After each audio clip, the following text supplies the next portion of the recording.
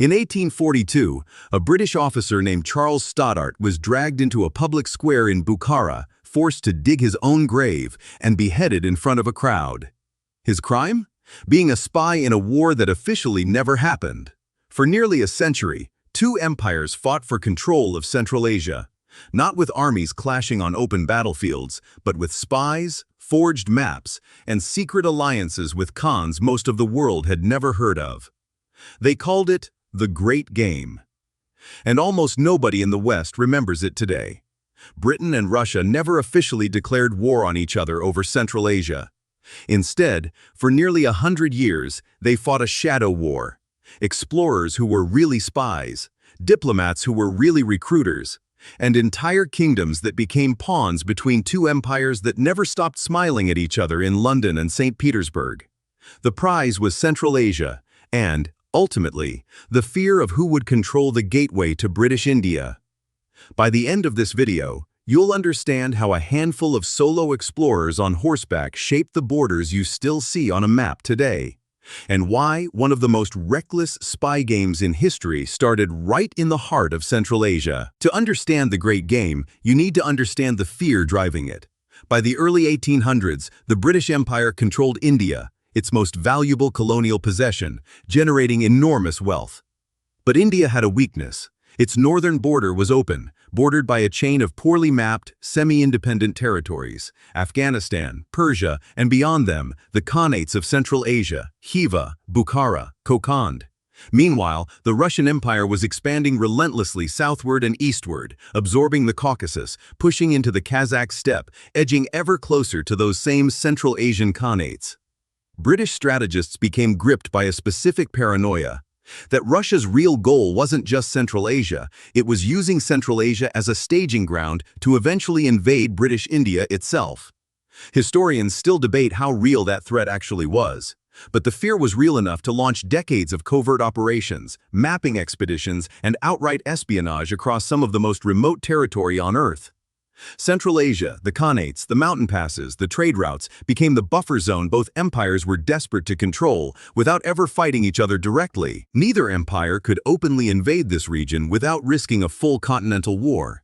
So instead, both sent something else: explorers. Young British officers, men like Alexander Burnes, Arthur Connolly, and Charles Stoddart, were sent into Central Asia disguised as travelers, scholars, or diplomats.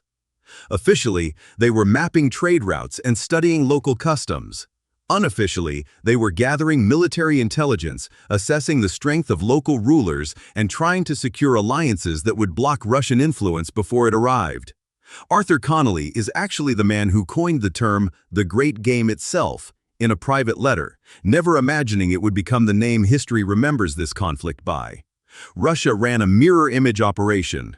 Russian officers and Orientalist scholars pushed south through the steppe, mapping the same territory from the other direction, cultivating their own relationships with local khans, probing the same mountain passes the British were racing to control first. Both sides operated with almost no official backing. If captured, their governments could simply deny any connection to them.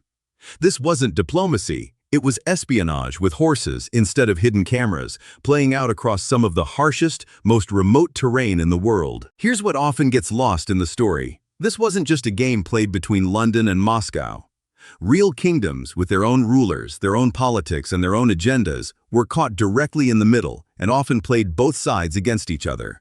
The Khanate of Bukhara, the Khanate of Khiva, and the Khanate of Kokand were independent Central Asian states, each ruled by an emir or khan, each sitting on crucial trade routes, and each fully aware that two massive empires were suddenly extremely interested in their friendship.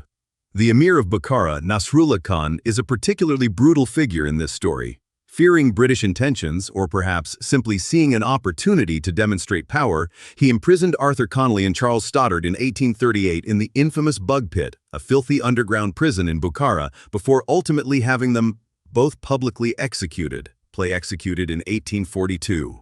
The execution shocked Britain, but crucially, the British government did essentially nothing in direct retaliation. There was no invasion, no formal declaration of outrage. The empire simply couldn't openly acknowledge these men had been official agents in the first place. Their deaths were, in a grim way, the perfect proof of how deniable this entire covert war truly was. Beyond espionage, one of the most remarkable parts of the Great Game was the sheer physical feat of exploration involved.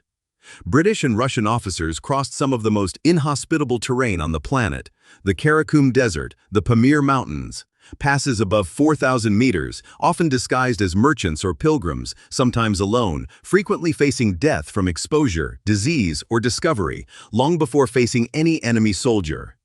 Francis Younghusband, one of the later figures of the Great Game, would eventually cross the Karakoram Mountains through passes so remote that accurate maps of the region simply didn't exist yet.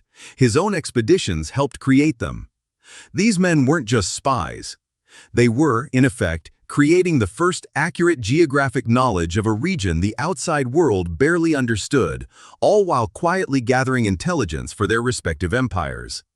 The maps drawn during the Great Game are, in many ways, still the foundation of how Central Asia's borders are understood today. By the 1880s and 1890s, Russia had gradually absorbed Khiva, Bukhara, and Kokand into its empire as protectorates or outright annexations, the very outcome British strategists had spent decades trying to prevent.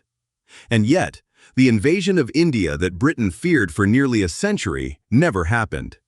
The Great Game finally wound down not through victory or defeat, but through a formal agreement, the Anglo-Russian Convention of 1907, which quietly divided spheres of influence across Persia, Afghanistan, and Tibet, effectively ending the covert rivalry through diplomacy rather than war. There's a real irony here. Decades of espionage, imprisonment, secret alliances, and men dying in remote deserts and underground pits. And the conflict ultimately resolved through a treaty signed in offices. Not a single decisive battle.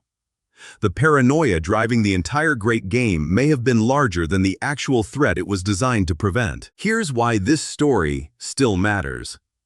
Many of the modern borders of Central Asia, Uzbekistan, Turkmenistan, Kyrgyzstan, Tajikistan, were shaped, directly or indirectly, by lines drawn during this era of imperial rivalry, later formalized under Soviet administrative borders that still largely define these countries today.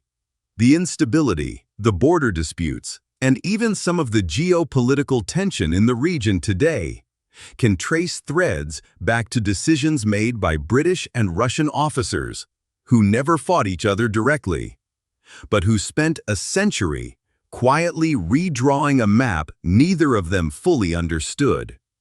Afghanistan itself, positioned as the critical buffer zone between the two empires, was deliberately kept as neutral territory, a decision whose consequences the world is, in many ways, still living with today. The Great Game rarely makes it into Western history classes, despite shaping the modern map of an entire region, because it was never a war anyone officially fought.